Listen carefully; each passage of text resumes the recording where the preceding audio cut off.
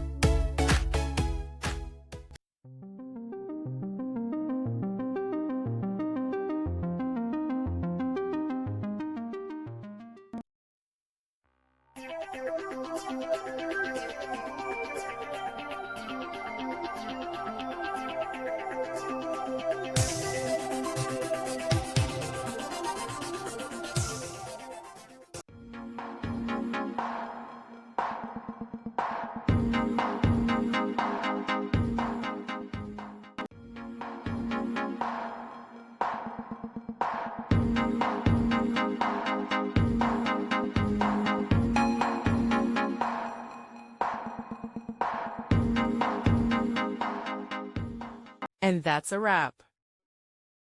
I hope you found the answer you were looking for. If you did, take a second to hit that subscribe button. It really helps out. And let me know in the comments which solution worked best for you. See you next time in the debug zone.